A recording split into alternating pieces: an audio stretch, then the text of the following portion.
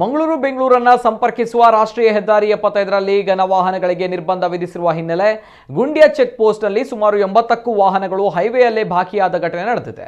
ಹೆದ್ದಾರಿಯಲ್ಲಿ ಬಾಕಿಯಾಗಿದ್ದ 150ಕ್ಕೂ ಹೆಚ್ಚಿನ ಚಾಲಕರು ಕ್ಲೀನರ್ಗಳಿಂದ ಅಧಿಕಾರಿಗಳ ವಿರುದ್ಧ ಆಕ್ರೋಶ ವ್ಯಕ್ತಪಡಿಸಿದರು.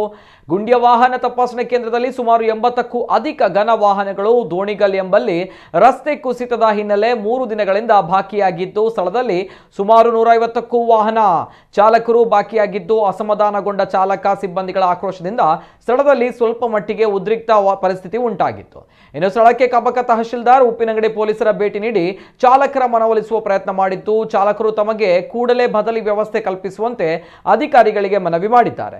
ಪೂರಕವಾಗಿ ಸ್ಪಂದಿಸಿದ ಅಧಿಕಾರಿಗಳು ಮೇಲಾಧಿಕಾರಿಗಳಿಗೆ ಘಟನೆಯ ಬಗ್ಗೆ ತಿಳಿಸಿ ಸಮಸ್ಯೆಗಳನ್ನು ಪರಿಹರಿಸುವ ಬಗ್ಗೆ ಭರವಸೆಯನ್ನು ನೀಡಿದರು.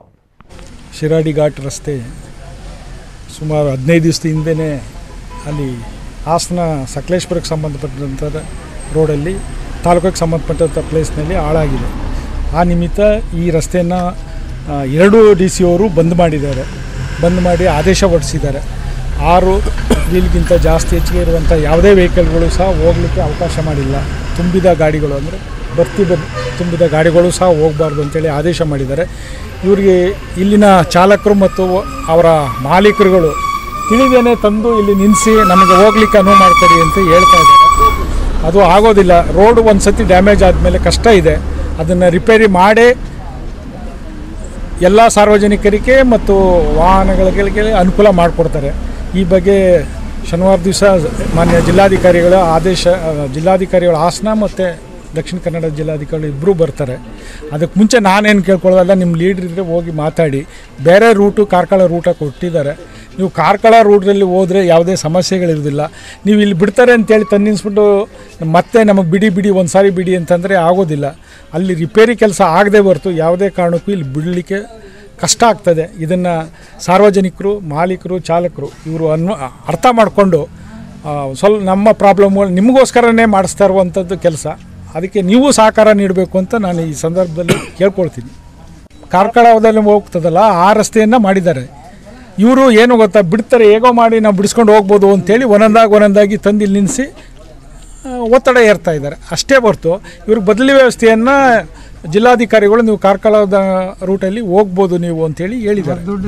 ಅಂದ್ರೆ ಹೆಂಗೆ ಹೋಗ್ಬೇಕು ಸರ್? ಕಾರ್ಕಳ ಹೋಗಿ ಹೆಂಗೆ ಹೋಗ್ಬೇಕಂತ ಅದು ಹೇಳಿ. ಕಾರ್ಕಳ ಬದಲಿ ರೋಡ್ ನೀವು ಹೇಳಿದ್ರಲ್ಲ, ಕಾರ್ಕಳ ಹೋಗಿ ಅಲ್ಲಿಂದ ಹೆಂಗೆ ಹೋಗ್ಬೇಕು? ಎಸ್ಕೆ ಬಾರ್ಡರ್ ಅಲ್ಲಿ ಗಾಡಿ ಬಿಡುವುದಿಲ್ಲ. ನಾವು ಹೋಗಿ ಬಂದವರು, ನಾವು ಹೋಗಿ ರಾತ್ರಿ ಬಿಡುವುದಿಲ್ಲ. ರಾತ್ರಿ ಅಲ್ಲ, ನೀವು ಹೋದ್ಮೇಲೆ ನೀವು ಅಲ್ಲೇ ಇರ್ಬೇಕವಿನ ಇಲ್ಲಿಗೆ ಹೆಂಗ್ ಬರ್ತೀರಾ? ದಯವಿಟ್ಟು ಒಂದು ನಿಮಿಷ. ನಮ್ಮ ಡ್ರೈವರ್ಸ್ ಅಲ್ಲಿ ಹೈಯರ್ ಎಜುಕೇಶನ್ ಯಾರಿಲ್ಲ, ಎಲ್ಲ SLC ಫೇಲು. ಮನೇಲಿ ಅಪ್ಪ ಅಮ್ಮನ ಕಷ್ಟ ಹಾಕೊಂಡು ನೋಡೋಣ ಕೂಲಿಗೆ ಬಂದಿರುವಂತವ್ರು. ಒಂದು ರೋಡ್ ಗೊತ್ತಿಲ್ಲ, ಒಂದು ಗೂಗಲ್ ಮ್ಯಾಪ್ ಹಾಕೊಂಡ್ರೆ ಯಾವ ರೀತಿ ಹೋಗ್ಬೇಕಂತ ಗೊತ್ತಿಲ್ಲ ನಮ್ಮ ಡ್ರೈವರ್ಸ್ಗೆ. ಈ ತರ ಜೀವನ ಮಾಡುವಂತ ಡ್ರೈವರ್ಸ್ಗಳಿಗೆ DC ಆದೇಶ ಆಗಿದೆ, ಶಿರಾಡಿ ಘಾಟ್ ಕ್ಲಿಯರ್ ಆಗುತ್ತೆ ಅಂತ ಹೇಳಿದ್ರು. ನಾವು ವಾರಾನ್ಗಟ್ಲೆ ಮಂಗಳೂರಲ್ಲಿ ಇದೆ, ಕ್ಲಿಯರ್ ಆಗ್ತಾ ಇದೆ ಅಂತ ಲೋಡ್ ಮಾಡಿದ್ವಿ. DC ಆದೇಶ ಮಾಡಿದ ತಕ್ಷಣ 6 ವೀಲಿಗೆ ಅಂತ ಹೇಳಿದ ಮೇಲೆ ನಾವು ದೊಡ್ಡ ಗಾಡಿಯವ್ರು ಎಲ್ಲಿ ಹೋಗ್ಬೇಕು, ಮಾಡಬೇಕು? ನಾವು ಟ್ಯಾಕ್ಸ್ ಕಟ್ಟಲಿಕ್ಕಿಲ್ಲ. ರೋಡಲ್ಲಿ